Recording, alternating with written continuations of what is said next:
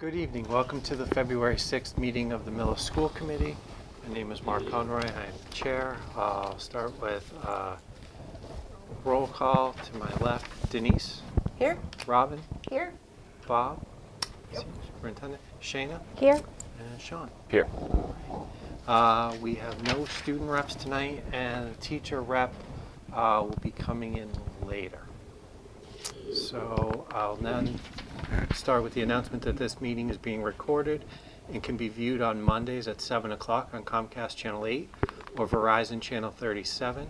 All meeting videos are also posted to the Millis Public Schools website under School Committee. All videos are also available on YouTube.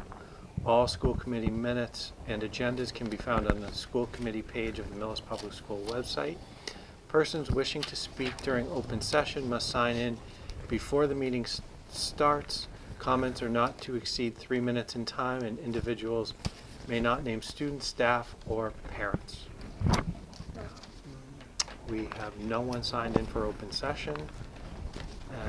No student rep. We'll go right to action items. Consideration to approve the January 23rd meeting minutes. Mr. Chair, I'd like to make a motion to approve the January 23rd meeting minutes. Second. Moved and seconded. All in favor? Aye. Motion carries. Next item, consideration to approve middle school, high school chorus field trip to sing the national anthem at the Providence Bruins game in Providence, Rhode Island on March 1st, 2024. And we have to approve this because it's an out-of-state trip. Mr. Chair, Stevens. I make a motion to approve the trip to Providence Bruins for this chorus for 3/1/24. Second. Moved and seconded. All in favor? Aye. Aye. Motion carries. Last action item is consideration to approve 1.2 or 1.0 FTE RBT to position to be posted for Clyde Brown. This position would be a new position. It is, we're requesting it because we have actually 3 students who would receive services from this position. There's a current student whose most recent IEP increased the frequency of days in preschool. And then there are 2 other students who were identified by early intervention who will be What does RBT stand for? registered behavior technician. They're certified in taking data and providing behavioral services. Okay. It's a para position with an additional certification. Okay. Questions, comments? So I think,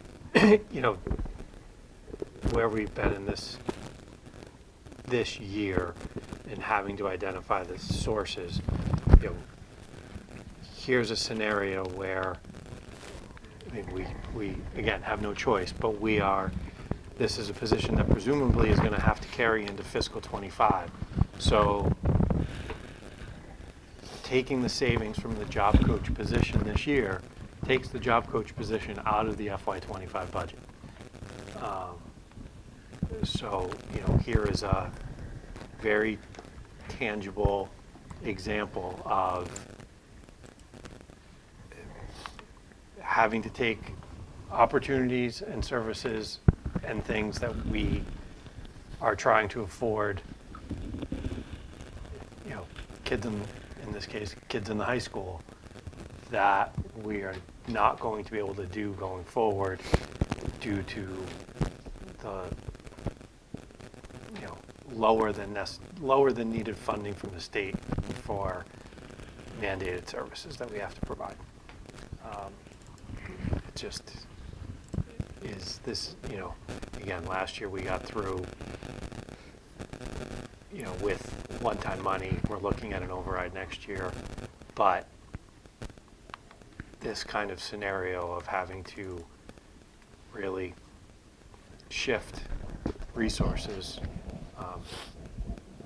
we just run the risk that it has impacts on what we can do for non-sped population. That's all. So that's, I mean, this is what we don't really have a choice. It's required. I guess the only question though is, it's extremely difficult, it seems, to hire RBTs.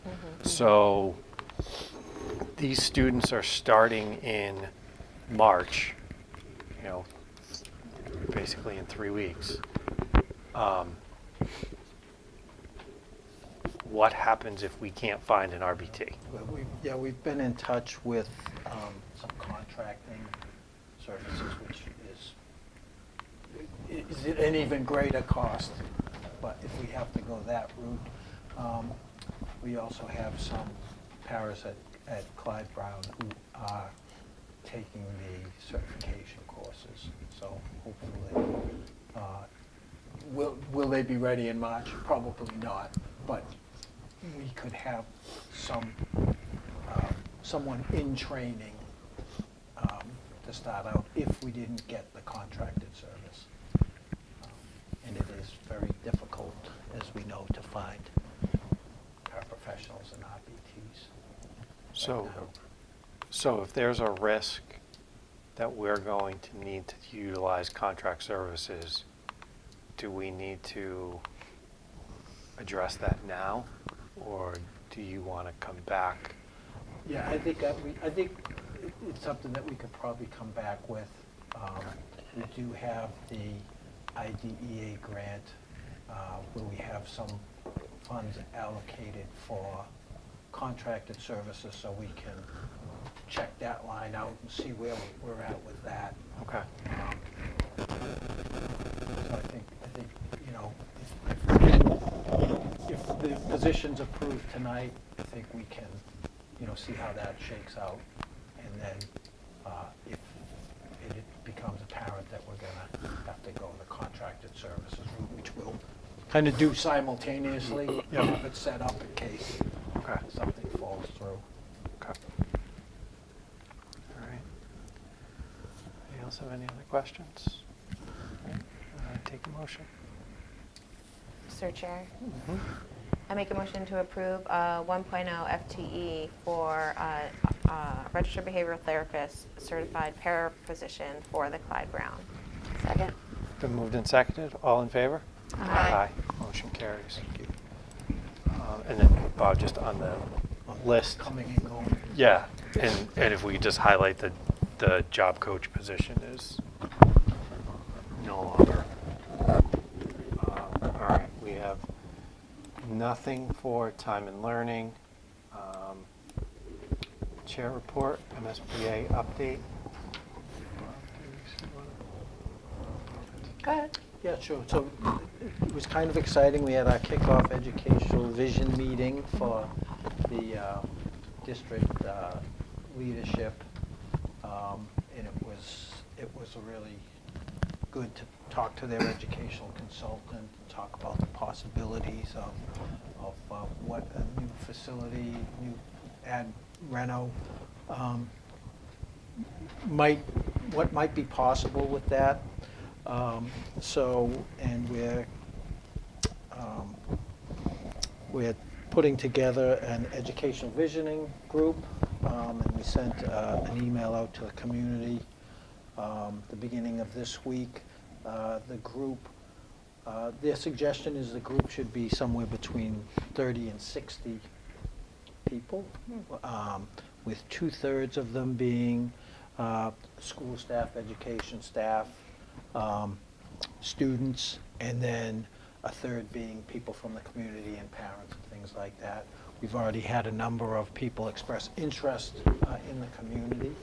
And that visioning group would participate in 3 visioning workshops. The first one is the Thursday before February vacation, February 15th, and that's in person from 3 to 5:30.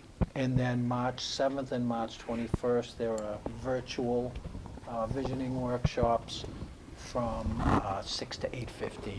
So we ask that if people are interested in doing that, that they attend each of the workshops.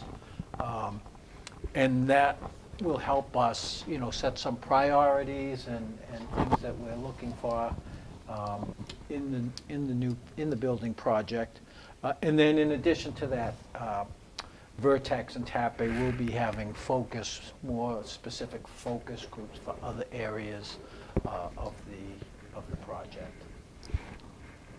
So do the people who want to participate, they want them to be in all three? Right. Okay, yeah. so it's a Ideally, commitment of all three? Yeah, Yeah. things Okay. happen, and the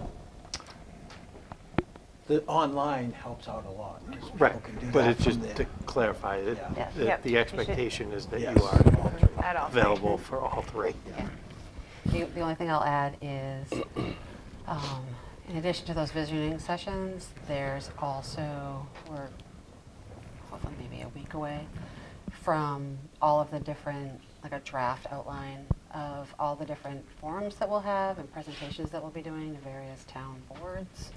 So the vote will be not May of 2024, but May of 2025. So there's a long run-up to that with a lot of different meetings along the way. So we're scoping that to see how everything falls in, and then we'll be reaching out to people that might be interested in helping with like support efforts as we get a little bit closer. Next is the FY25 budget. So I think since the last time we met, I think the governor's budget came out. Or maybe it was the last meeting that came out. Not a huge help, to say the least. And I saw yesterday that the January revenue from the state came in lower than even the revised they had revised the projections down after December, and January's came in lower than the already reduced projection. So that does not bode well for fiscal 25, and potentially doesn't bode well for fiscal 24 if it gets too bad. So we'll see what that is. Yeah, so I think we have, so the tri-board meeting is February 27th, which was our next regularly scheduled meeting anyway. And then Bob and I have been asked to go to the FinCom meeting on March 6th, which is the Wednesday. Would we have the ability, do you guys have the ability to meet on March 5th instead of March 12th? Because I think it Sure. would, I can- Yep. and then, I will be unavailable. I'm having a Okay. procedure during that day. okay. All right. Just want to do, we can look at it. Could actually, what we can do is we can figure it out. We just want to, because we do have to schedule our budget presentation, which generally is that last week in February. So, but I gave up that night for the tri-board meeting so that it was on our night instead of Monday or Wednesday. Does that also meet at 7:30, or Yeah. do they meet at 7? No, we'll do it at 7. In the I town hall? think, yeah, Okay. 2:29. Just got the email today that actually let me confirm that. And that's If there was a time on there. That's the meeting on the 27th. Yeah. All right. And still at 7:30, so? Oh, no, it is 7 o'clock. Okay. The tri-board? Tri-board, 7 o'clock in Town Hall, room 229. That's the 27th. If you all have your calendars out, there's going to be a public forum for the project, tentatively scheduled for the next night, the 28th. First of many. What as soon was as that that? gets solidified, I'll let you know. Oh. So the expectations for the tri-board on the 27th is that we will have a first pass of town revenue, which will then give us a concrete kind of understanding of what an override's going to look like. So. So when are we going to do the budget So presentation? we can do it on the 5th? We can wait and do it on the 12th. Wait, I thought we were moving it to the 5th. We're not? Well, Shane's not going to be here, so Oh, okay. we'll just leave it on the 12th. Okay. If you need to, No, it's fine, because once we do, I can call in. I might just be a little woozy. no, that's okay. We can, Excuse me.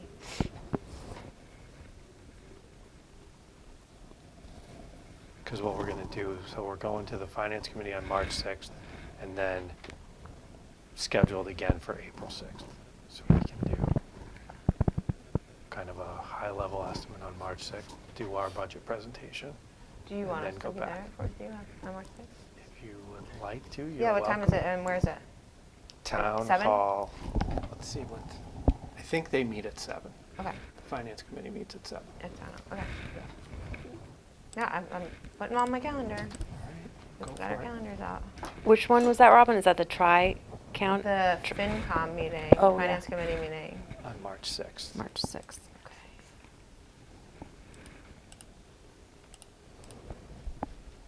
It's 7 o'clock. you And said? town meeting Yep. and the votes are May, do we know the dates?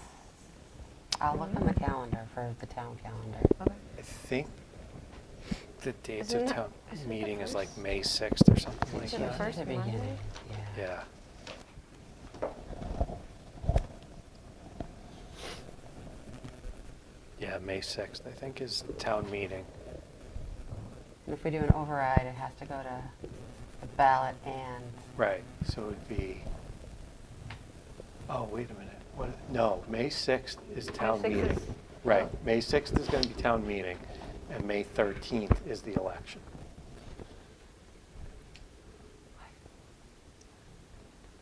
okay.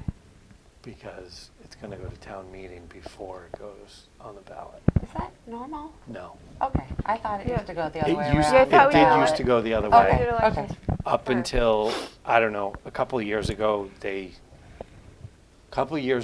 switched the order, the select board switched the order so that if there was a change in the composition of the select board, the new person was not walking into town meeting as their first meeting. So if somebody, Sure, yeah. because what also happens is the way that the select board rotates their chairs, the person up is the chair. So like, right now, Craig's the chair. He'll be the chair through May.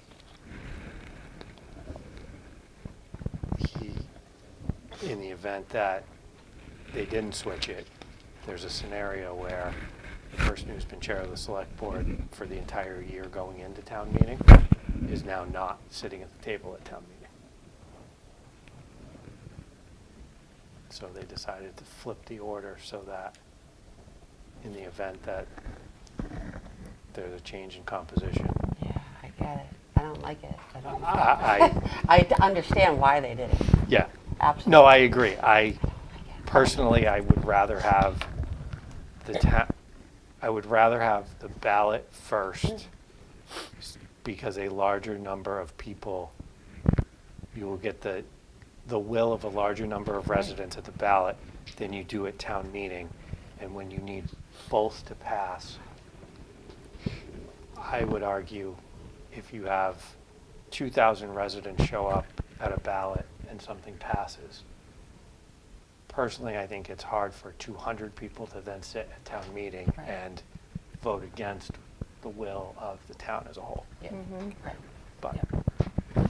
that's the risk you run. I mean, in the event that that scenario played out, you could,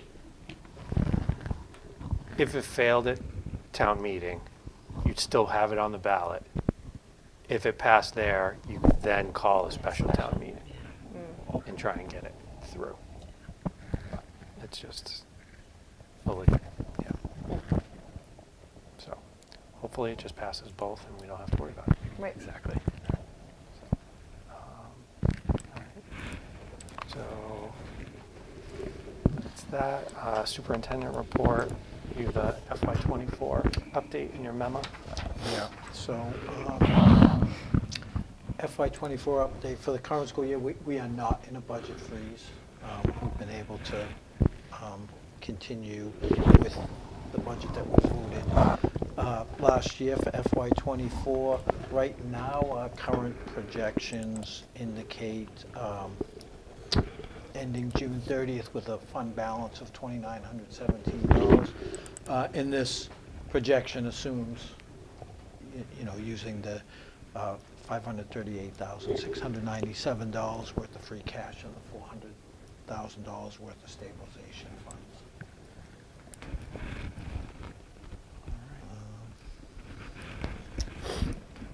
Enrollment. And then enrollment, Clyde Brown's at 601, the middle school's at 270, high school 316, ties is at 6.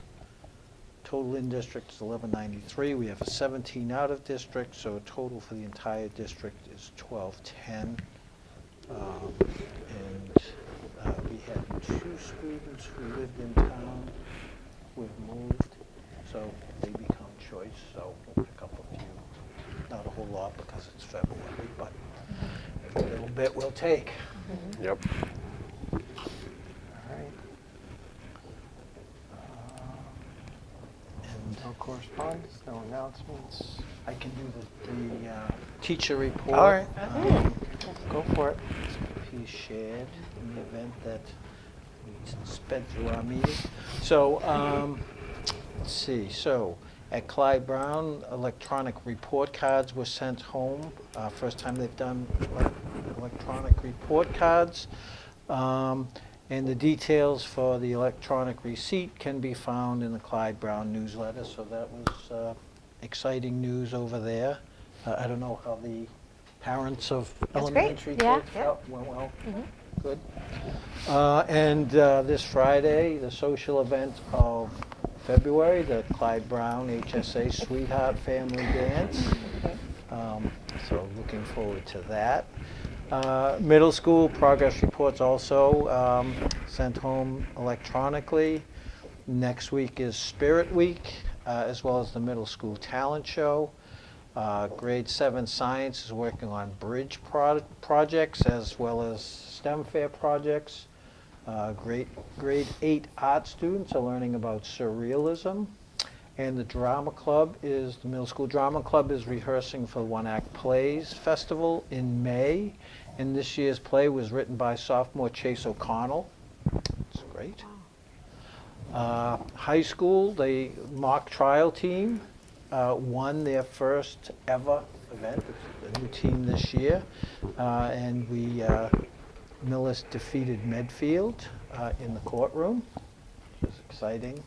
It's a great new program, and kids did a great job. School counseling office is having college planning and admission panel night for junior students and their parents, and that'll be February 8th at 6 o'clock. And for that meeting, it's in the Millis Public Library in the Roach Brothers room. So that's this Thursday at 6 o'clock in the Roach Brothers room for parents and students of juniors.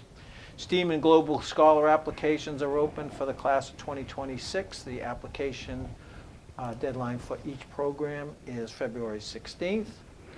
Materials science class visited the art room today to explore natural ceramics as part of their study in the role that ceramics play in the modern world. And our teacher, Ms. Radcliffe, provided insights to working with clay as the students form their own creative project, so nice cross-disciplinary connection there. Ms. Bartley's AP Lit class hosted a debate around Hamlet's father. Was he a ghost or a demon? And students researched and presented their arguments to Mr. Ardicki in class on Monday. High school band and chorus having their cabaret night this Friday at 7 in the Mill High School cafeteria, and that's always a lot of fun. Fun night of Broadway tunes. And at the high school staff meeting, Mrs. Ames and Mrs. Palladino shared their experiences from a conference they recently attended in Columbia. And they were very thankful for the opportunity to visit and bring back their experiences and enhance the curriculums. At the middle and high school, the Say Something anonymous reporting trainings were conducted, and that's part of the Sandy Hook project. The district teachers and staff looked at our district curriculum accommodation plan at the early release on the 26th. And we invite everyone to join us to support Aiden Weatherby, who's a sophomore in the high school, in his ongoing fight against cancer. There is a professionally planned comedy show that offers 90 minutes of laughs and fun, and it's an all-ages show. And I don't know if we have the date on that. I believe the date is March 1st. And the funds raised through this event will be used to assist with Aiden's medical bills, to assist with the costs of keeping Aiden engaged and entertained during his upcoming bone marrow transplant and year-long quarantine. We also had, a couple weeks ago on Friday, there's a cornhole tournament that the outdoor pursuits class ran that raised over $3,000. Wow. It was phenomenal. That's amazing. It was great. So hopefully the comedy night will bring similar results. Yeah. So, Okay, well, that's it for what we have here, but we are going to executive session, so I'll take a motion. Mr. Chair, I make a motion to go into executive session for contract negotiations for union and non-union personnel not to return to open session. Second. Moved and seconded. It's a roll call vote. Sean? Aye. Shayna? Aye. I'm an aye. Rob? Aye. Denise? Aye. All right. Thank you all very much. Have a good night.